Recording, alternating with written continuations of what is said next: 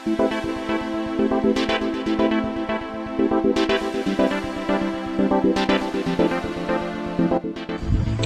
Friends, my name is Aman Kumar Singh और आप है अपने यूट्यूब चैनल मास्टर्स फिजिक्स पर। डियर स्टूडेंट्स, आज हम लोग क्लास 12th में इलेक्ट्रोस्टैटिक चैप्टर में इंपॉर्टेंट सेगमेंट लेकर के आए हैं। आज हम लोग डिस्कस करेंगे electric field due to a point charge and due to a charge rod. Charge rod में एक्सियल पॉइंट पे और इसके परपेंडिकुलर बाइसेक्टर पे हम लोग इलेक्ट्रिक फील्ड कैलकुलेट करना सीखेंगे। तो चलिए स्टार्ट करते हैं। सबसे फर्स्ट टॉपिक है electric field strength due to a point charge. तो इसको सबसे पहले हम लोग डिराइव करेंगे। सबसे पहले मान लेते हैं कि यहाँ पे एक पॉइंट चार्ज है। मान लीजिए पॉइंट चार्ज स्मॉल क्यू है, पॉजिटिव नेचर का, और इसके सराउंडिंग रीजन में यहां से मान लीजिए इस पॉइंट पे एक हमें पॉइंट P हमने नाम दे रखा है। मुझे इस पॉइंट पे इलेक्ट्रिक फील्ड कैलकुलेट करना है। ओके, और इन दोनों चार्ज और इस पॉइंट P के बीच का डिस्टेंस मान लेते हैं R है, और मैं इसको R वेक्टर से डिनोट कर रहा हूं। अब कंसीडर करते हैं कि इस पॉइंट P पे जो फोर्स है वो क्या होगा। तो फोर्स निकालने के लिए हमें क्या करना पड़ेगा, यहाँ पे एक पॉइंट चार्ज लाना होगा। तो हमने एक टेस्ट चार्ज Q0, जो कि हमारा क्या है, टेस्ट चार्ज है, वो हम यहाँ पे लेकर के आए। ओके, अब इन दोनों के बीच में इस प्लस Q की वजह से Q0 के ऊपर जो फोर्स लगेगा वो इस डायरेक्शन में लगेगा, रिपल्सन। जो फोर्स होगा वो मैग्नीट्यूड में कितना आएगा, Q0 अपॉन में R स्क्वायर, यही होगा हमारा फोर्स। तब हम लोग इलेक्ट्रिक फील्ड स्ट्रेंथ क्या लिखेंगे, तब हम लोग लिखेंगे electric field strength at point P can be given as. कैसे लिखेंगे, तो हम लिखेंगे electric field at point P equals to electrostatic force upon में जिस जगह पे मुझे इलेक्ट्रिक फील्ड चाहिए उस जगह का हमें चार्ज से डिवाइड करना पड़ेगा। तो ये हो जाएगा अपना Q0 अपॉन में R square multiply bye Q0 से Q0 कैंसिल होगा, यानी इलेक्ट्रिक फील्ड किसी भी पॉइंट चार्ज की वजह से क्या निकल गया, KQ by R square. Electric field क्या निकल गया, KQ बाय R स्क्वायर। अगर हम बीच में एयर की बात करें तो K को हम लोग क्या लिख सकते हैं, K को क्या लिख सकते हैं हम लोग, 1/4 पाई एप्सिलॉन नॉट, और ये क्या हो जाएगा, Q बाय R स्क्वायर। तो आप ये भी लिख सकते हैं, है ना, आपका ये भी रिजल्ट है इलेक्ट्रिक फील्ड का। ओके, अब अगर मैं वेक्टर फॉर्म में बात करूं, अगर मैं बोलूं कि मैं वेक्टर फॉर्म में लिखना चाहता हूं, तो इन वेक्टर फॉर्म में क्या लिखूंगा, इन वेक्टर फॉर्म लिखूंगा electric field at point P equals to electrostatic force per unit, वहां का टेस्ट चार्ज, और इलेक्ट्रोस्टैटिक फोर्स हमारा क्या आया था, Q0 by R square into Q0। Vector form में है तो मैं यूनिट वेक्टर से इसके डायरेक्शन को शो करूंगा। तो Q0 कैंसिल हो जाएगा, तो ये क्या हो जाएगा, KQ by R square R cap. अब ये R कैप क्या है, यूनिट वेक्टर है, जहां पे आप R कैप को क्या लिख सकते हो, R वेक्टर अपॉन में R वेक्टर का मॉड, यानी ये हो जाएगा R वेक्टर अपॉन में R। तो ये हो जाएगा KQ R वेक्टर, नीचे एक और R आएगा तो उससे क्या हो जाएगा, RQ। तो electric field at point P vector form में क्या आ गया, KQ बाय RQ, और ये हो गया आपका R वेक्टर। तो ये हो गया आपका वेक्टर फॉर्म। वेक्टर फॉर्म में इलेक्ट्रिक फील्ड का ये रिजल्ट है।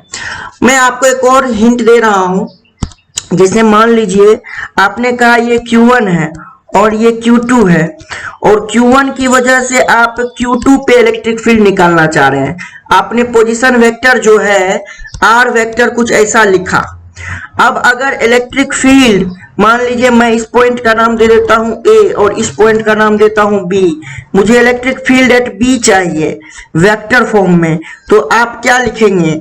आप लिखेंगे के Q1 बाय आर का क्यूब, है ना, आर कैप, आर वेक्टर, ये लिखेंगे। अगर आप इसी पोजीशन वेक्टर से इलेक्ट्रिक फील्ड एट ए निकालेंगे, इलेक्ट्रिक फील्ड एट ए, तो पोजीशन वेक्टर चूंकि बी की तरफ है और आप इलेक्ट्रिक फील्ड ए की तरफ निकालना चाह रहे हैं, तो पोजीशन वेक्टर का डायरेक्शन ऑपोजिट हो जाना चाहिए। ऑपोजिट करने के लिए आपको माइनस साइन लगाना पड़ेगा, तब आप लिखेंगे के Q2 बाय आर क्यूब और आर का कैप। इस बात का आपको ध्यान रखना है, क्योंकि आपने ओरिजिन ये माना था और आर वेक्टर आपका ए से बी की तरफ था, तो सेकेंड केस में इलेक्ट्रिक फील्ड आप ए पॉइंट पे निकालना चाह रहे हैं, तो आर जो होना चाहिए था वो बी से ए की तरफ होना चाहिए था, लेकिन है किधर? ए से बी की तरफ, इसलिए आपको माइनस साइन लगाना पड़ेगा। ओके, चलिए बढ़ते हैं हम लोग नेक्स्ट टॉपिक की तरफ। चलिए इलेक्ट्रिक फील्ड से रिलेटेड कुछ क्वेश्चंस को सॉल्व करते हैं। तो मान लीजिए सबसे पहला क्वेश्चन है आपके पास, आपको दिया हुआ है एक पॉइंट चार्ज जो कि +2 कूलम का है और यहां से 2 मीटर की डिस्टेंस पे, है ना, एक पॉइंट है ए, और आपसे क्वेश्चन में कहा गया है electric field at A find out करने के लिए मैग्नीट्यूड में इलेक्ट्रिक फील्ड एट ए क्या होगा। तो सबसे पहले अगर आप डायरेक्शन की बात करें कि ए पॉइंट पे इलेक्ट्रिक फील्ड का डायरेक्शन क्या होगा, तो चूंकि ये नेचर पॉजिटिव नेचर है, तो पॉजिटिव नेचर की वजह से इलेक्ट्रिक फील्ड जो होगा वो अवे होगा, तो डायरेक्शन वाइज इलेक्ट्रिक फील्ड तो ये हो गया। अब इलेक्ट्रिक फील्ड एट ए को आप क्या लिखेंगे? इलेक्ट्रिक फील्ड एट ए को लिखेंगे K into Q by R square. यही हम लोग फॉर्मूला लाए हैं किसी भी पॉइंट चार्ज की वजह से किसी एक डिस्टेंस पे। तो यहाँ पे अगर मैं एयर को एज्यूम करूं तो के को क्या लिखूंगा? 9 into 10 to the power 9। Okay, Q को क्या लिखूंगा? 2 का कूलम है प्लस का, तो 2 लिख देता हूं, अपॉन में आर स्क्वायर यानी 2 का स्क्वायर। तो एक 2 से एक 2 कैंसिल हो जाएगा, ये कितना बचेगा? 9/2 यानी 4.5 into 10 to the power 9 newton per coulomb electric field at A आ गया। इलेक्ट्रिक फील्ड एट ए क्या आ गया? 4.5 into 10 to the power 9 newton per coulomb. किस में आया? पॉजिटिव में आया। अगर ये पॉजिटिव में आया, इसका सिंपली मतलब ये हुआ कि इलेक्ट्रिक फील्ड जो है वो उस पॉइंट से अवे है, उस चार्ज से अवे है ना। अब अगर हमारे पास दूसरा क्वेश्चन लूं, दूसरा क्वेश्चन मान लीजिए मैं यहाँ पे कहता हूं कि ये -4 कूलम है ना, और यहां से बी पॉइंट जो है वो 2 मीटर की डिस्टेंस पे है, और आपसे मैं पूछ दूं कि इलेक्ट्रिक फील्ड एट बी क्या होगा मैग्नीट्यूड वाइज, क्या लिखेंगे आप इलेक्ट्रिक फील्ड एट बी को? तो सिंपली फिर से आप लिखेंगे इलेक्ट्रिक फील्ड एट बी किसी भी पॉइंट चार्ज की वजह से क्या होता है? K Q by R square. चलिए पहले डायरेक्शन की बात कर लेते हैं। अगर आपके सामने डायरेक्शन भी क्वेश्चन में होता, तो ये नेगेटिव चार्ज है, नेगेटिव चार्ज से इस पॉइंट बी पे इलेक्ट्रिक फील्ड का डायरेक्शन किधर होगा? टुवर्ड्स द पॉइंट चार्ज होगा, यानी इलेक्ट्रिक फील्ड एट बी की अगर बात करें तो वो इस डायरेक्शन में होगा, टुवर्ड्स -4 कूलम। तो यहाँ पे मैं लिखता हूँ एयर के केस में, अगर एज्यूम करता हूँ कि एयर है तो के को लिख सकता हूँ 9 इंटू 10 टू द पावर 9, और यहाँ पे मैं -4 के साथ लिख रहा हूँ, अपॉन में यहाँ पे क्या लिखूंगा? आर स्क्वायर यानी 2 का स्क्वायर, 2 का स्क्वायर हो जाएगा 4 जो है 4 को कैंसिल कर देगा, यानी ये हो जाएगा -9 into 10 to the power 9 newton per coulomb. ये आ गया आपका electric field at B. Minus sign क्या शो कर रहा है? माइनस साइन शो कर रहा है कि जो इलेक्ट्रिक फील्ड है वो टुवर्ड्स द पॉइंट चार्ज है। एक और सवाल लेते हैं, एक और छोटा सा सवाल है। मान लीजिए ये आपको इलेक्ट्रिक फील्ड लाइंस दे रखी है, ओके, दे रखा है इलेक्ट्रिक फील्ड लाइंस, और यहाँ पे जो इलेक्ट्रिक फील्ड लाइंस है उसका मैग्नीट्यूड दे रखा है 10 न्यूटन पर कूलम। डायरेक्शन आपको दिख रहा है लेफ्ट टू राइट है इलेक्ट्रिक फील्ड का। 2 पॉइंट है इसके रीजन में, एक पॉइंट ए है और एक पॉइंट मैं यहाँ पे बी कह रहा हूँ। ए पॉइंट पे जो आपको चार्ज दे रखा है वो दे रखा है 2 कूलम्ब प्लस का, और बी पॉइंट पे जो चार्ज दे रखा है वो दे रखा है माइनस का 4 कूलम्ब। ठीक है, आपसे क्वेश्चन में पूछा गया है कि फोर्स बताइए ऑन प्लस 2 कूलम्ब क्या लग रहा है, फोर्स बताइए। और दूसरा क्वेश्चन है फोर्स बताइए ऑन माइनस 4 कूलम्ब क्या लग रहा है। तो सिंपल सी बात है कि आप जानते हैं इलेक्ट्रिक फील्ड को आप फोर्स अपॉन में चार्ज बोलते हैं, उस पॉइंट का चार्ज जहां पे आपको फोर्स कैलकुलेट करना है। तो मान लिया कि ए पॉइंट पे चार्ज को मैं स्मॉल क्यू से डिनोट कर रहा हूं, जो कि गिवन है क्वेश्चन में, प्लस का 2 कूलम्ब। तो पहले फोर्स को मैं जनरलाइज करता हूं फॉर्मूला, तो फोर्स का फॉर्मूला हो जाएगा Q इंटू ई, और इस Q को हम लोग किसके साथ यूज करते हैं, विद साइन के साथ यूज करेंगे। ओके, तो सबसे पहले मैं बात करता हूं फोर्स एट ए।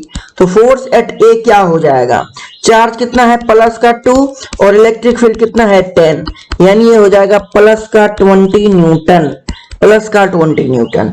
अब डायरेक्शन की बात कर लेते हैं। ए पे पॉइंट पे जो चार्ज है वो पॉजिटिव नेचर का है और इलेक्ट्रिक फील्ड का डायरेक्शन लेफ्ट टू राइट है, तो फोर्स का डायरेक्शन भी ए पॉइंट पे जो चार्ज है रखा हुआ उसके ऊपर जो फोर्स का डायरेक्शन होगा वो भी इधर की ही तरफ होगा। तो this will be the direction of force towards the electric field. अब अगर मैं बात करूं फोर्स एट बी, तो फोर्स एट बी को मैं चार्ज के साथ, चार्ज का नेचर है माइनस, तो माइनस का 4 इंटू 10, यानी ये हो जाएगा माइनस का 40 न्यूटन। फोर्स का आंसर आया नेगेटिव में, यानी इलेक्ट्रिक फील्ड के ऑपोजिट डायरेक्शन में फोर्स का डायरेक्शन आएगा, फोर्स का डायरेक्शन हो जाएगा इस डायरेक्शन में। तो फोर्स ऑन बी जो होगा वो राइट टू लेफ्ट होगा एट पॉइंट बी, और जो कि इलेक्ट्रिक फील्ड के क्या रहेगा, ऑपोजिट में रहेगा। इलेक्ट्रिक फील्ड के क्या रहेगा, ऑपोजिट डायरेक्शन में रहेगा। तो पॉजिटिव चार्ज पे इलेक्ट्रिक फील्ड के डायरेक्शन में फोर्स लगेगा और नेगेटिव चार्ज पे इलेक्ट्रिक फील्ड के ऑपोजिट डायरेक्शन में फोर्स लगेगा। चलिए एक और सवाल लेते हैं हम लोग। मान लीजिए एक अपना क्वेश्चन है, क्वेश्चन में कोऑर्डिनेट एक्सिस दे रखा है अपने को, ये है एक्स एक्सिस और ये है वाई एक्सिस। ठीक है, एक पॉइंट चार्ज है जो कि ओरिजिन पे रखा हुआ है, ओरिजिन का कोऑर्डिनेट है 0 0, और यहाँ पे पॉइंट चार्ज रखा हुआ है प्लस का 4 कूलम्ब। ठीक है, आपसे पूछा जा रहा है कि यहाँ पे जो हमारा 4,3 है, इस जगह पे जो हम अगर पॉइंट ए से डिनोट करें तो वेक्टर फॉर्म में इलेक्ट्रिक फील्ड क्या होगा, कैलकुलेट करिए। Find the electric field in vector form, इस तरह से आपको कैलकुलेट करना है इलेक्ट्रिक फील्ड। तो सबसे पहले ओरिजिन और ए के बीच का आपको डिस्टेंस कैलकुलेट करना है, यानी आपका काम होगा कि आप सबसे पहले इन दोनों के बीच का आर कैलकुलेट करिए, और ये आर वेक्टर देखेंगे हम लोग बाद में। तो आर वेक्टर को हम लोग क्या लिखेंगे, आर वेक्टर को लिखेंगे वेक्टर फॉर्म में। कैसे लिखेंगे आप ध्यान से देखिए, x2 माइनस का x1 आई कैप प्लस y2 माइनस का y1 जे कैप, वेक्टर फॉर्म में ऐसे लिखेंगे। तो x2 कितना है, x2 है 4, माइनस का x1 कितना है 0, तो इसको लिख देंगे आई कैप। y2 कितना है 3, माइनस का 0, और इसको क्या लिखेंगे जे कैप। यानी ये हो गया आर वेक्टर जो हो गया वो वेक्टर हो गया 4 I cap plus 3 J cap. ये आपका पोजीशन वेक्टर कैलकुलेट हो गया। ये क्या कैलकुलेट हो गया, पोजीशन वेक्टर ओ से। अब इलेक्ट्रिक फील्ड एट ए चाहिए, तो इलेक्ट्रिक फील्ड एट ए को आप क्या लिखते हैं बताइए फटाफट, के क्यूब बाय आर का क्यूब और आर का कैप, यही लिखते हैं। नहीं, आर का कैप नहीं, यहाँ पे क्या होगा आर वेक्टर, यहाँ पे क्या होगा आर वेक्टर। तो यहाँ पे के के जगह आप 9 इंटू 10 टू द पावर 9 रखेंगे, क्योंकि मीडियम के बारे में कुछ भी नहीं कहा गया है। क्यू कितना दे रखा है प्लस का 4 कूलम्ब, तो प्लस का 4 कूलम्ब हो जाएगा। कूलम्ब को मैं हटा देता हूँ, केवल मैग्नीट्यूड यहाँ लिखता हूँ, इनटू आर वेक्टर को क्या लिखेंगे 4 I cap plus 3 J cap, इसको ब्रैकेट में लिख लेता हूँ, अपॉन में इसका मैग्नीट्यूड चाहिए। तो कोई भी वेक्टर, मान लो कोई वेक्टर ए वेक्टर है और ए वेक्टर को आप a i cap plus b j cap लिखें, तो ए वेक्टर का जब आप मैग्नीट्यूड निकालते हैं तो ये हो जाता है under root of A square plus का बी स्क्वायर। ओके तो यहाँ पे इसका अगर मैं मैग्नीट्यूड निकालूंगा तो इसका मैग्नीट्यूड लिखूंगा under root of 4 square plus 3 square यानी 16 प्लस 9 यानी r कितना बचेगा हमारा 5 बचेगा। डिस्टेंस कितना बचेगा 5। तो यहाँ पे लिखूंगा मैं 5 का क्यूब यानी ये हमारा क्या हो जाएगा 9 4 जा 36 into 10 to the power 9 into 4 I cap plus 3 J cap upon में क्या लिखूंगा 125 न्यूटन पर कूलम्ब। ये हो गया हमारा electric field at A in vector form. ये हमारा कैलकुलेट हो गया electric field at A in vector form. Okay इस तरह से हमने electric field at A in vector form calculate कर लिया। नेक्स्ट है अपना continuous charge distribution. Continuous charge distribution तो इसको समझते हैं ये क्या होता है। कंटिन्यूअस चार्ज डिस्ट्रीब्यूशन है ना। सबसे पहले इसका डेफिनेशन समझते हैं किसको बोलते हैं। ऐसा system where charges are present in a large number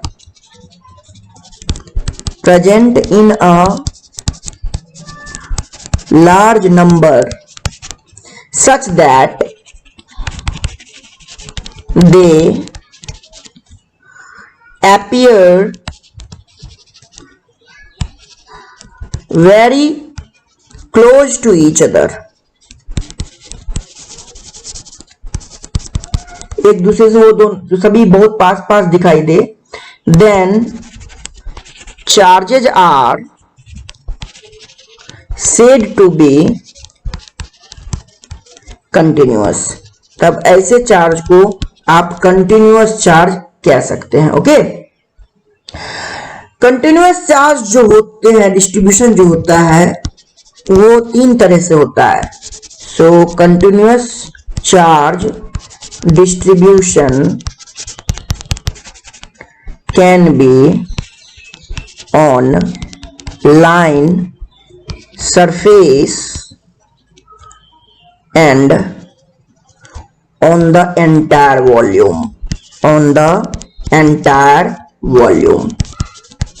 यानी किसी भी लाइन के लिए कंटिन्यूअस चार्ज डिस्ट्रीब्यूशन हो सकता है किसी भी सरफेस पे और किसी भी वॉल्यूम में। ओके अगर लाइन के लिए चार्ज का डिस्ट्रीब्यूशन कंटिन्यूअस हो तो उस केस में उसको बोला जाता है लीनियर चार्ज डेंसिटी। चार्ज के डिस्ट्रीब्यूशन को हम लोग बोलते हैं लीनियर चार्ज डेंसिटी। इस केस में लाइन के बारे में बात करते हैं और उसको डिनोट करते हैं लैम्डा कूलम्ब पर मीटर से। लीनियर चार्ज डेंसिटी को किसे डिनोट करते हैं लैम्डा कूलम्ब पर मीटर से। अगर किसी सरफेस के लिए बात हो है ना किसी सरफेस के लिए बात हो तो उसको बोलते हैं हम लोग चार्ज डिस्ट्रीब्यूशन को सरफेस चार्ज डेंसिटी है ना और इसको बोलते हैं डिनोट करते हैं सिग्मा कूलम्ब पर मीटर स्क्वायर से।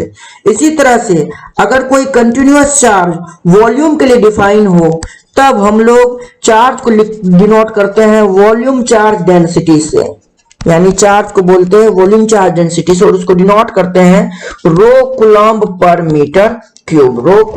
मीटर क्यूब से। तो इस तरह से हम लोग क्या करते हैं चार्ज के डिस्ट्रीब्यूशन को देखते हैं। यानी कि क्या हुआ कि मान लीजिए हमारे पास कोई एक बॉडी है और इस बॉडी पे बहुत जगह चार्ज जो है वो क्या किया गया है डिस्ट्रीब्यूट किया गया है।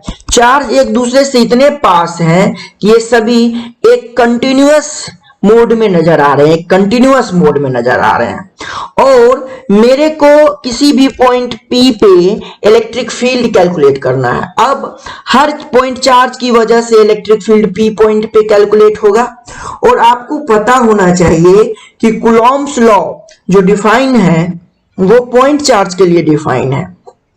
इसका मतलब इस पूरे बॉडी में से हमें कोई सा भी छोटा सेक्शन सेलेक्ट करना पड़ेगा और अगर मैं इस छोटे सेक्शन के ऊपर के चार्ज को dq बोलूं तो इसको मैं इस पॉइंट P से मिलाऊंगा। अगर ये r डिस्टेंस पे है यहां से r वेक्टर डिस्टेंस पे तब इस छोटे से charge dq positive charge dq की वजह से जो इलेक्ट्रिक फील्ड होगा dE उसको मैं कैसे लिख सकता हूं k dq अपॉन में r स्क्वायर ऐसे लिख सकता हूं इंटू आर कैप, इंटू क्या लिख सकता हूं, आर कैप। इसी तरह से मैं लिख सकता हूं इस स्मॉल डी क्यू चार्ज की वजह से। लेकिन इस पूरी पॉइंट पे मुझे पूरे बॉडी की वजह से इलेक्ट्रिक फील्ड चाहिए। तो अगर मुझे टोटल इलेक्ट्रिक फील्ड चाहिए, मुझे टोटल इलेक्ट्रिक फील्ड चाहिए due to complete body at point P, तब मैं electric field at point P calculate करने के लिए क्या करूंगा, मैं इस स्मॉल एलिमेंट्री इलेक्ट्रिक फील्ड को क्या करूंगा, इंटीग्रेट करूंगा। और ये कितना आया है हमारा, ये आया हुआ है k डी क्यू अपॉन में आर स्क्वायर इंटू का आर कैप। ये पूरा का पूरा किसके लिए डिफाइन होगा, पूरे के पूरे बॉडी के लिए डिफाइन होगा। इस तरह से आप ऐसे समझेंगे कि कोई भी आपको बॉडी इस तरह से दिया हुआ हो तो सबसे पहले आपको पॉइंट चार्ज की वजह से इलेक्ट्रिक फील्ड कैलकुलेट करना है उस पॉइंट पे, और एलिमेंट मानने के बाद, एलिमेंट्री पॉइंट चार्ज मानने के बाद उसको इंटीग्रेट कर देना है। आप पूरे बॉडी की वजह से इलेक्ट्रिक फील्ड कैलकुलेट कर लेंगे। चलिए इससे रिलेटेड कुछ डेरिवेशन को समझते हैं। सबसे पहले है electric field strength due to a uniformly charge rod. हमारे पास एक यूनिफॉर्मली चार्ज रॉड है, इसकी वजह से मुझे इलेक्ट्रिक फील्ड कैलकुलेट करना है। तो चलिए हम इसको ऐसे देखते हैं कि मान लीजिए अपने पास एक चार्ज रॉड है, रॉड इस तरह से है, ओके, ये यूनिफॉर्मली चार्ज्ड है। इस तरह से मैं इसको यूनिफॉर्मली चार्ज कर देता हूं। ये जो रॉड है, इस रॉड के ऊपर टोटल चार्ज Q डिस्ट्रीब्यूटेड है और टोटल लेंथ जो है वो कैपिटल L है, टोटल लेंथ जो है वो कैपिटल L है। यहां से A डिस्टेंस पे एक पॉइंट है A, और अपने को कैलकुलेट करना है इलेक्ट्रिक फील्ड एट A क्या होगा, हमें डिराइव करना है result. At an axial point है, यानी एक्सिस पे कोई भी पॉइंट है, उस पॉइंट पे मुझे इलेक्ट्रिक फील्ड कैलकुलेट करना है। तो सबसे पहले चार्ज का डिस्ट्रीब्यूशन जो है वो कंटिन्यूअस चार्ज है ना, तो बहुत सारे चार्ज इस तरह से डिस्ट्रीब्यूटेड है कि वो कंटिन्यूअस एज्यूम हो रहे हैं, कंटिन्यूअस अपीयर हो रहे हैं। अब सबसे पहले हमने आपको क्या बताया था कि पूरे के पूरे होल बॉडी से किसी भी एक पॉइंट पे इलेक्ट्रिक फील्ड निकालने के लिए कूलॉम्स लॉ को हम अप्लाई नहीं कर सकते। कूलॉम्स लॉ को अप्लाई करने के लिए हमें पहले एलिमेंट्री पॉइंट चार्ज मानना पड़ेगा। उस पॉइंट चार्ज की वजह से हमें उस पॉइंट पे इलेक्ट्रिक फील्ड कैलकुलेट करना होगा जो कि एलिमेंट्री होगा। तो सबसे पहले आप क्या करिए, सेलेक्ट करिए कोई भी सेक्शन। मान लीजिए आपने इतना छोटा सा सेक्शन सेलेक्ट किया, ये छोटा सा सेक्शन सेलेक्ट किया। इस छोटे से सेक्शन पे जो चार्ज है उस चार्ज को आपने माना एलिमेंट्री चार्ज है, एलिमेंट्री चार्ज है। मान लीजिए आपने कहा dq माना, क्या माना, इस छोटे से सेक्शन पे एलिमेंट्री चार्ज dq है। ये छोटा सेक्शन जो है A पॉइंट से मान लीजिए x डिस्टेंस की दूरी पे है। कितने डिस्टेंस की दूरी पे है, x डिस्टेंस की दूरी पे है। और इस सेक्शन का थिकनेस जो है वो dx है। इस सेक्शन का जो थिकनेस है वो क्या है, वो dx है। अब इस एलिमेंट्री चार्ज की वजह से A पॉइंट पे इलेक्ट्रिक फील्ड, क्योंकि नेचर पॉजिटिव है तो किधर की तरफ होगा, इधर की तरफ होगा। तो A पॉइंट पे इलेक्ट्रिक फील्ड जो होगा वो क्या लिखेंगे आप, K इंटू वो एलिमेंट्री चार्ज अपॉन में बीच का डिस्टेंस कितना है, x का स्क्वायर।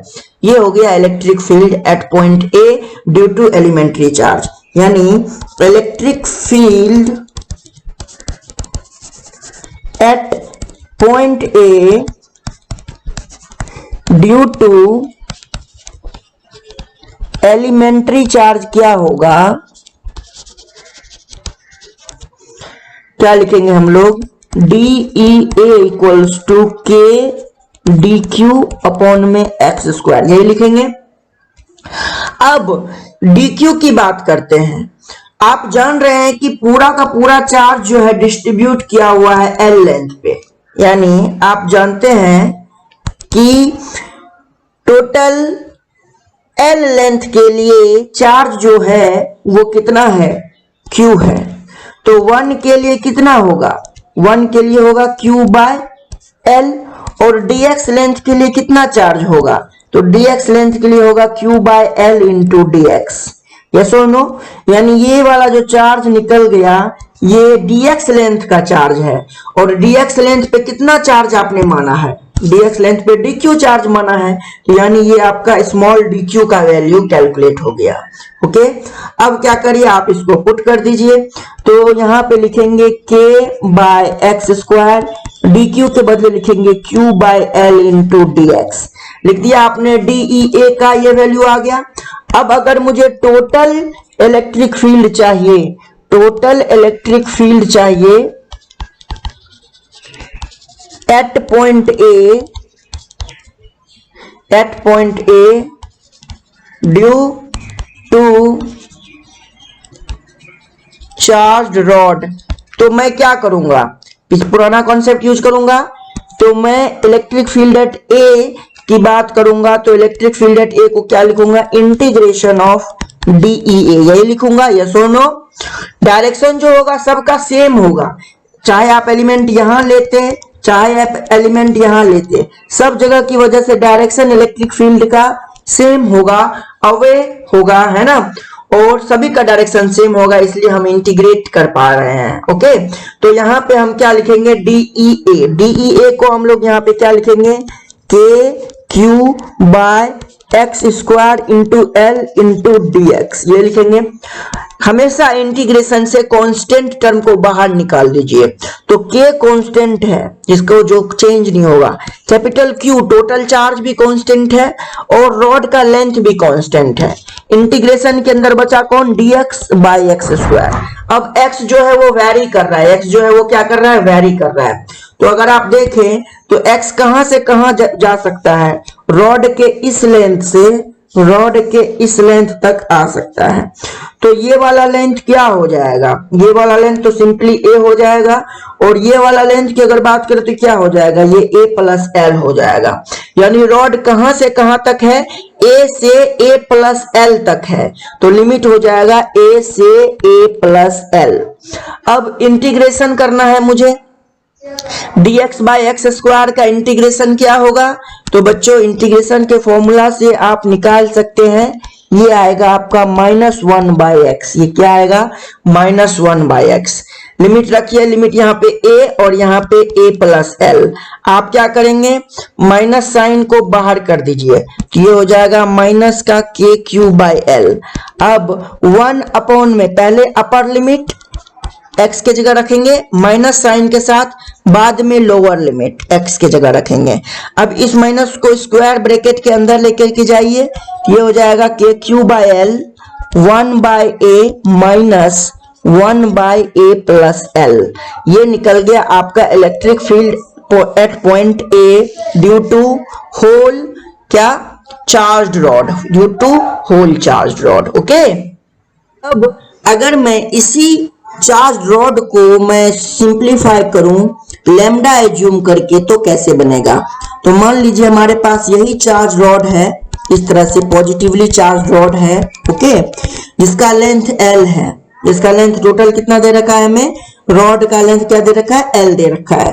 और इसके एक्सियल पॉइंट पे यहाँ पे पॉइंट A है जो कि इस एंड से a डिस्टेंस पे है।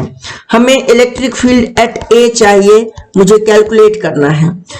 कंडीशन वही रहेगा, यहाँ पे आपको लैम्डा कूलम्ब पर मीटर दिया हुआ है चार्ज डेंसिटी, क्योंकि ये रॉड जो है, रॉड को एज्यूम करेंगे आप लेंथ की तरह, और लेंथ के लिए रॉड को एज्यूम करेंगे आप लेंथ की तरह, और लेंथ के लिए आप क्या लिखेंगे, लेंथ के लिए लिखेंगे लैम्डा कूलम्ब पर मीटर।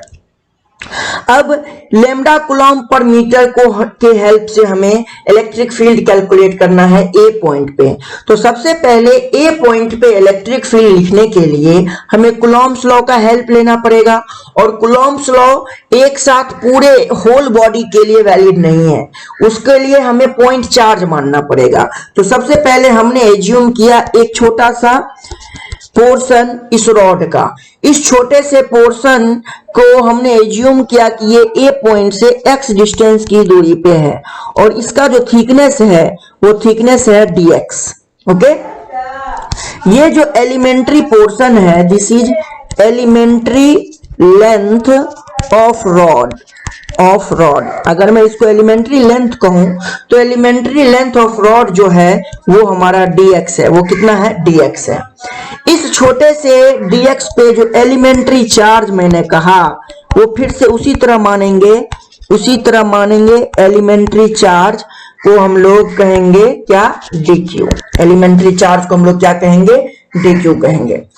अब इस छोटे से dq चार्ज की वजह से ए पॉइंट पे जो इलेक्ट्रिक फील्ड होगा, ए पॉइंट पे उसका डायरेक्शन किधर होगा? इधर की तरफ होगा, क्योंकि चार्ज पॉजिटिव है। तो डीई को आप क्या लिखोगे? k into D Q by x square. यहां तक में कोई दिक्कत नहीं है। अब सबसे पहले हम अगर बात करें, हमें dq कैलकुलेट करना है। अब dq कैसे कैलकुलेट करेंगे? तो लेमडा को लिखते हैं total charge by total length. अगर कंसीडर करिए कि इसको टोटल चार्ज हमने q दिया हुआ होता, तो लेमडा को लिखते total charge by total length. जितना चार्ज उतना ही लेंथ। तो अगर मैं इस एलिमेंट्री चार्ज मान रहा हूं तो एलिमेंट्री चार्ज का ही लेंथ देना पड़ेगा। तो एलिमेंट्री चार्ज जो dq है वो कितने लेंथ पे डिस्ट्रीब्यूटेड है? dx लेंथ पे। तो इसको लिखूंगा dx। अब यहां से dq आप क्या लिख सकते हैं? dq को लिख सकते हैं लेमडा इंटू का dx। ये मेथड आपको सभी के लिए अपनाना है, ठीक है? इस मेथड को यूज करना है, आपका क्वेश्चन लेमडा के रिस्पेक्ट में सॉल्व होगा। अब मैं अगर एलिमेंट्री इलेक्ट्रिक फील्ड लिखूं, elementary electric field due to elementary portion of rod at point A की बात करूं तो मैं डीई को क्या लिखूंगा? डीई को लिखूंगा के डी क्यू अपॉन में एक्स स्क्वायर, ये लिखूंगा। अब मैं टोटल इलेक्ट्रिक फील्ड की बात करूं तो टोटल इलेक्ट्रिक फील्ड एट ए हो जाएगा इंटीग्रेशन ऑफ डीई। यहां पे मैं dq को क्या लिख सकता हूं? dq को लिख सकता हूं लेमडा इंटू dx लिख सकता हूं। तो मैंने यहां लेमडा इंटू dx से dq को रिप्लेस कर दिया। अब मैं de को क्या लिखने जा रहा हूं? de को लिखने जा रहा हूं k लेमडा dx अपॉन में एक्स स्क्वायर। जो कांस्टेंट है उसको बाहर कर दीजिए। तो मैंने क्या किया? k कांस्टेंट है और लेमडा कांस्टेंट है, इस दोनों को बाहर कर दिया, बचा dx बाय एक्स स्क्वायर। अब है लिमिट का काम। लिमिट x कहां से कहां तक एक्सटेंड कर सकता है? तो x यहां तक एक्सटेंड करेगा और यहां से लेके यहां तक एक्सटेंड करेगा। अगर यहां तक एज्यूम करोगे तो ये a लेंथ है और यहां तक एज्यूम करोगे तो ये a प्लस एल लेंथ है। यानी लिमिट लगाओगे a से लेके a प्लस एल तक, है ना? तो ये हो जाएगा k लेमडा। इंटीग्रेशन को लिखोगे dx बाय एक्स स्क्वायर का इंटीग्रेशन माइनस का 1 बाय x आएगा a से a प्लस एल। आप क्या करिए? माइनस को बाहर कर दीजिए, पहले अपर लिमिट लिखिए तो 1 by a plus L x के जगह, है ना? फिर x के जगह हमें रिप्लेस करना है a से, तो अपर लिमिट माइनस का लोअर लिमिट। अब इस माइनस को आप क्या करिए? इस माइनस को आप अंदर लेके चले जाइए। अंदर लेके जाएंगे तो ये हो जाएगा k lambda 1 by a minus 1 by a plus L. इस तरह से आपने इलेक्ट्रिक फील्ड कैलकुलेट कर लिया ए पॉइंट पे, है ना? किस पॉइंट पे? ए पॉइंट पे इलेक्ट्रिक फील्ड कैलकुलेट कर लिया। तो आपने यहाँ पे लेमडा के रिस्पेक्ट में इलेक्ट्रिक फील्ड कैलकुलेट किया। मैंने आपको दोनों तरीका समझाया कि दोनों तरीका जो है वो दोनों तरीका से आप इलेक्ट्रिक फील्ड कैलकुलेट कर सकते हो किसी भी चार्ज रॉड की वजह से उसके एक्सियल पॉइंट पे। नेक्स्ट केस है at perpendicular bisector of a rod. तो सबसे पहले मान लीजिए कि हमारे पास ये यहाँ पे एक चार्ज रॉड है, ठीक है? और इस तरह से ये पॉजिटिवली चार्ज है। सिंपल सी बात है, कंटिन्यूअस चार्ज डिस्ट्रीब्यूशन है, ओके? इसके परपेंडिकुलर बाइसेक्टर पे इसके परपेंडिकुलर बाइसेक्टर पे मुझे इलेक्ट्रिक फील्ड चाहिए। यानी मान लीजिए मैंने ये कहा परपेंडिकुलर बाइसेक्टर क्या हुआ, इधर भी जो लेंथ होगा वही लेंथ इधर है ना। उसके सेंटर पॉइंट से जो लाइन मैच कर रहा है उस लाइन पे मान लीजिए यहाँ पे कोई पॉइंट ए है और मुझे ए पॉइंट पे इलेक्ट्रिक फील्ड चाहिए। हमने क्या कर रखा है, हमने इसको कह रखा है कि इसके ऊपर जो टोटल चार्ज है, जो टोटल चार्ज गिवन है on the rod is Q, okay, and the total length of the rod is L. Total length of the rod is L. So this is the length of the rod, total length. This is L length of the rod.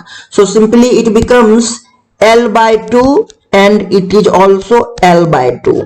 So this is L by 2 distance and this is also L by 2 distance.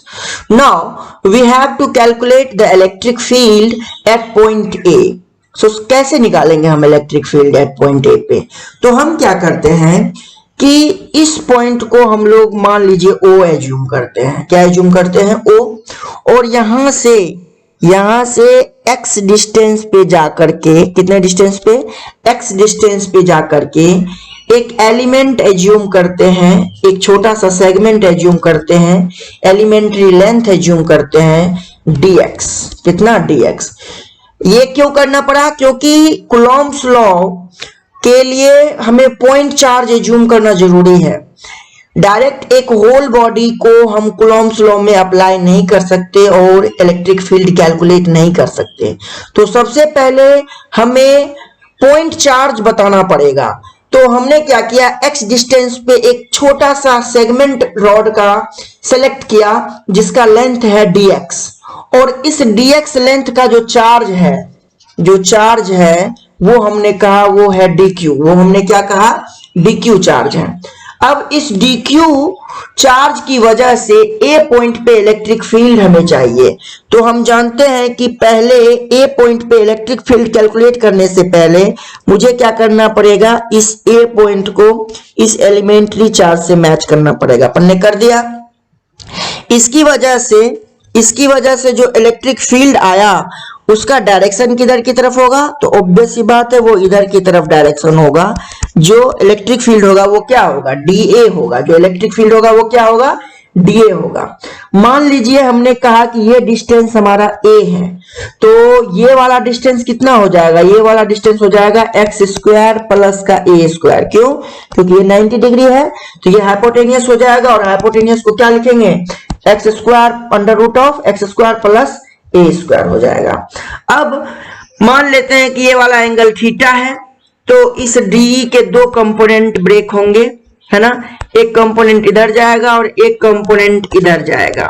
अगर ये वाला theta angle है तो ये angle भी theta होगा, तो ये हो जाएगा डी ई कॉस थीटा, और ये कंपोनेंट हो जाएगा D E sine theta. Okay, तब अब हम लोग बात करते हैं कि ये जो डीई है elementary electric field at point A, क्या लिखेंगे? तो लिखते हैं elementary electric field at point A, DE equals to क्या लिखेंगे? K elementary charge dq upon में डिस्टेंस का स्क्वायर। तो डिस्टेंस है कितना? Under root of X square plus A square का होल स्क्वायर। यानी ये हो जाएगा के डी क्यू अपॉन में एक्स स्क्वायर प्लस ए स्क्वायर। ये हमारा इलेक्ट्रिक फील्ड ए पॉइंट पे निकला है इस छोटे से सेगमेंट की वजह से। अब अगर मैं इतना ही डिस्टेंस लेफ्ट साइड में कोई एलिमेंट एज्यूम करता, मान लीजिए कि मैं x डिस्टेंस इधर एक छोटा सा एलिमेंट एज्यूम करता जिसका कि लेंथ dx होता, तो इसको इससे मिलाने के बाद जो इलेक्ट्रिक फील्ड बनता उसका डायरेक्शन इधर होता। इसके भी दो कंपोनेंट बनते, एक इधर बनता और एक अपवर्ड डायरेक्शन में बनता। यस और नो? अब आप हमको बताइए कि अगर मैं ये x डिस्टेंस ये भी एज्यूम करूं और ये भी a है, तो ऑब्वियस सी बात है कि ये वाला भी एंगल थीटा होता, और अगर ये थीटा होता तो ये वाला भी थीटा होता। तो इस डी का कंपोनेंट जो ब्रेक होता वो इधर की तरफ होता है DE cos थीटा और इधर की तरफ होता है DE sin थीटा। इस DE का मैग्नीट्यूड जो होगा वो इसका और इसका दोनों का मैग्नीट्यूड सेम होगा, क्योंकि यहाँ पे भी हमारा डिस्टेंस हो जाएगा under root of X square plus A square, और ये चार्ज भी हमारा कहने के लिए DQ ही होगा। तो DE दोनों DE का मैग्नीट्यूड सेम है, तो DE sin थीटा और DE sin थीटा का भी मैग्नीट्यूड सेम होगा। इसका मतलब हॉरिजॉन्टल कंपोनेंट जो है ए पॉइंट पे जितने भी हॉरिजॉन्टल कंपोनेंट होंगे एलिमेंट्स की वजह से वो सभी कैंसिल हो जाएंगे, और एलिमेंट्स भी इनफाइनाइट हो सकते हैं तो हॉरिजॉन्टल कंपोनेंट भी इनफाइनाइट होंगे और सभी हॉरिजॉन्टल कंपोनेंट एक दूसरे को कैंसिल कर देंगे। यानी जो बचेगा इलेक्ट्रिक फील्ड ए पॉइंट पे वो केवल और केवल वर्टिकल अपवर्ड डायरेक्शन में बचेगा। तो net electric field at point A due to charge rod will exist in vertical upward direction, है ना, ऊपर की तरफ vertical upward direction। So total electric field at point A can be written as, कैसे लिख सकते हैं, तो इलेक्ट्रिक फील्ड एट ए को लिख सकते हैं इंटीग्रेशन ऑफ DE, है ना। अब DE हमारा क्या था, DE cos theta, okay. Actually cos theta आएगा वर्टिकल अपवर्ड डायरेक्शन में, DE cos थीटा कंपोनेंट हमारा बच रहा है ना। तो DE cos थीटा को हमें इंटीग्रेट करेंगे क्योंकि हमारे पास बहुत सारे DE cos थीटा होंगे और सभी का डायरेक्शन सेम होगा। तो हम क्या करेंगे, उनको कैलकुलेट करने के लिए हमें क्या करना पड़ेगा, इंटीग्रेशन करना पड़ेगा। तो DE हमने कैलकुलेट पहले से कर रखा है, DE कितना कर रखा है, K DQ by K DQ upon में एक्स स्क्वायर प्लस ए स्क्वायर, ये हमारा DQ है। और cos थीटा को हम लोग क्या लिखेंगे, cos थीटा को हम लोग लिखेंगे, देखो यहां से cos थीटा को क्या लिखेंगे, बेस अपॉन में हाइपोटेनियस, यानी ये हो जाएगा a अपॉन में under root of X square plus A square, ये हो जाएगा। अब हमें क्या देखना है, DQ को क्या लिखें, तो आपको मैंने पहले ही बताया था कि L लेंथ में टोटल चार्ज क्या डिस्ट्रीब्यूटेड है, Q, तो 1 में कितना डिस्ट्रीब्यूट होगा, Q बाय L डिस्ट्रीब्यूट होगा, ओके। तो dx लेंथ में कितना डिस्ट्रीब्यूट होगा, तो Q by L into dx distribute होगा, इतना ही डिस्ट्रीब्यूट होगा। यानी ये जो चार्ज आया ये dx लेंथ का चार्ज आया, और dx लेंथ पे कितना चार्ज है, dq चार्ज है, यानी dq का वैल्यू कितना हो गया, capital Q by L into dx। तो यहां से हम लोग इसको क्या लिख सकते हैं, k dq की जगह Q by L into dx लिख सकते हैं, अपॉन में X square plus A square multiply by A by under root of X square plus A square. इसको सिंप्लीफाई करना है अब हमें, तो जो कांस्टेंट टर्म है उसको बाहर कर दीजिए, के बाहर हो जाएगा, क्यू बाहर हो जाएगा, ए भी कांस्टेंट है बाहर हो जाएगा, अपॉन में एल कांस्टेंट है वो भी बाहर हो गया।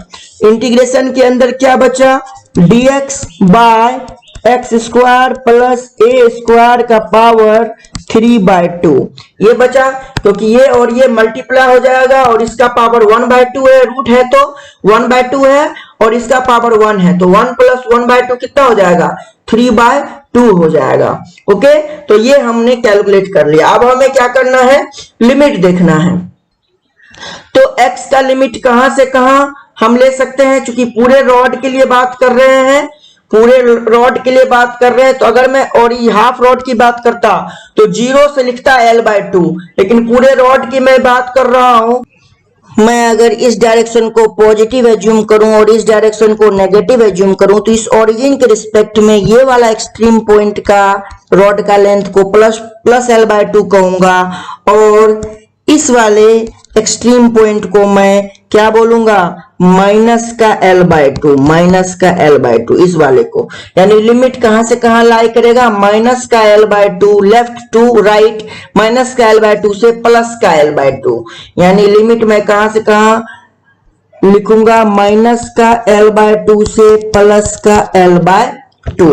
अब हमें इंटीग्रेशन को सिंप्लीफाई करना है, तो सिंप्लीफाई करने के लिए क्या करेंगे, एज्यूम करेंगे let x equals to a tan theta, क्योंकि यहाँ पे पावर में 3/2 है, तो सिंप्लीफाई करने के लिए आपको इसी तरह से एज्यूम करना पड़ेगा। अब आप क्या करेंगे, इसको डिफरेंशिएट करिए, डिफरेंशिएट करेंगे तो dx इक्वल्स टू क्या हो जाएगा, a sec square theta d theta हो जाएगा। इसको हम लोग इसमें पुट करते हैं, इन दोनों रिजल्ट को हम लोग यहाँ पे पुट करते हैं, तो हमारा जो ये इक्वेशन है ये है के क्यू ए अपॉन में एल इंटीग्रेशन dx के जगह लिखिए a sec square theta d theta upon में x के जगह लिखिए a tan थीटा का whole square plus a square का पावर 3/2। यानी ये हो जाएगा के क्यू ए अपॉन में L integration of A sec square theta D theta upon में ए स्क्वायर कॉमन करके बाहर निकाल लीजिए, तो ए स्क्वायर का पावर 3/2 अंडर में बचेगा tan स्क्वायर थीटा प्लस 1 का पावर 3/2, है ना। यानी ये क्या हो जाएगा, के Q A by L integration of A sec square theta D theta upon में इस टू से इस टू कैंसिल, तो a का पावर क्यूब और 1 प्लस tan स्क्वायर थीटा को क्या लिख सकते हैं, सेक स्क्वायर थीटा का पावर 3/2, 2 से 2 कैंसिल। यानी ये क्या हो जाएगा, ये हो जाएगा के क्यू ए अपॉन में L multiply by A sec square theta D theta integration के अंदर, और नीचे में ए क्यूब और ये हो जाएगा सेक क्यूब थीटा। ए से ये और इस ए से भी कैंसिल होगा तो 1 ए बचेगा नीचे में, और इस 2 से ये 3 कैंसिल होगा तो एक सेक थीटा बचेगा। ये आपका क्या हो जाएगा, ये हो गया K Q by L integration of 1 by A sec theta into D theta. यानी ये आया हमारा के क्यू बाय एल, ए को बाहर कर लीजिए तो ए बाहर हो जाएगा, 1 बाय सेक थीटा हो जाएगा आपका कॉस थीटा डी थीटा। अब कॉस थीटा का इंटीग्रेशन आप जानते हैं, तो K Q by A L cos theta का इंटीग्रेशन हो जाएगा साइन थीटा, है ना। अब हमें बताइए कि आपने क्या एज्यूम किया था, उस एज्यूमशन पे देखिए, आपने माना था x equals to a tan theta, यही माना था। तो यहां से tan थीटा को आप क्या लिख सकते हैं, x बाय a लिख सकते हैं। अगर आप इसको थीटा एज्यूम करें तो ये x होगा और ये a होगा। इस कंडीशन में ये क्या हो जाएगा, x square plus a square हो जाएगा। अब यहां से आप इस ट्रायंगल के हेल्प से साइन थीटा कैलकुलेट करिए, तो ये हो जाएगा के Q by A L sine theta के जगह परपेंडिकुलर अपॉन में हाइपोटेनियस, यानी x अपॉन में under root of X square plus A square. Limit क्या था, अब x के रिस्पेक्ट में हमने चेंज कर लिया है चीजों को। अब जो लिमिट था वो लिमिट को यहां रख दीजिए, क्योंकि ये जो l/2 है ये x का लिमिट है, थीटा का लिमिट नहीं था, इसलिए हमने यहां पे पुट नहीं किया। हम जब x के में कंफर्म कर दिए, इसको हमने वापस से x में चेंज कर दिया, तब हमने इस लिमिट को पुट किया। इस बात का आपको ध्यान रखना है। यानी कि आप बताइए जो इलेक्ट्रिक फील्ड आ रहा है एट पॉइंट ए, वो क्या आ रहा है, के क्यू अपॉन में ए एल, है ना। अपर लिमिट रखिए, अपर लिमिट पहले लिखेंगे x के जगह l/2 अपॉन में अंडर रूट ऑफ l/2 का होल स्क्वायर प्लस ए स्क्वायर, और माइनस के साथ लोअर लिमिट लिखेंगे, तो x के जगह लिखने वाले हैं आप माइनस का l/2 अपॉन में माइनस का l/2 का होल स्क्वायर प्लस का ए स्क्वायर। हो गया ये। अब मैं इसको क्या लिखूंगा, इसको लिखूंगा के क्यू अपॉन में ए एल, ये हो जाएगा L/2 अपॉन में under root of L square by 4 plus A square, minus और माइनस प्लस हो जाएगा L/2 अपॉन में under root of L square by 4 plus A square. ध्यान से देखिए दोनों एक ही चीज है, तो अपन इसको कैसे लिख सकते हैं, k Q by A l 2 times L/2 upon में under root of L square, नीचे एलसीएम ले लीजिएगा अगर रूट के अंदर वाले का, तो क्या हो जाएगा L square plus 4a square upon में 4, इस 2 से इस 2 को और इस l से इस l को कैंसिल कर दीजिए, के क्यू अपॉन में a, नीचे वाला अंडर रूट ऑफ 4, ये जो 4 है ऊपर जाएगा, क्या बचेगा 2 बचेगा, अपॉन में क्या बच गया आपका L square plus 4a square, ये बच गया, यानी ये आपका क्या आ गया 2kq अपॉन में a under root of L square plus 4a square, ये आपका निकल गया electric field at point A. तो आपने देखा कि किस तरह से हमने रॉड के परपेंडिकुलर बाइसेक्टर पे इलेक्ट्रिक फील्ड को क्या किया है, कैलकुलेट किया है। ओके, तो डियर स्टूडेंट्स आज के लिए इतना ही। आप बने रहिए हमारे YouTube चैनल मास्टर्स फिजिक्स के साथ और आप अपने लेक्चर्स को रिवाइज करते रहिए। इतना सारा प्यार देने के लिए बहुत बहुत शुक्रिया। आप हमारे चैनल को लाइक शेयर एंड सब्सक्राइब करना बिल्कुल ना भूलें। Thank you so much, thank you everyone.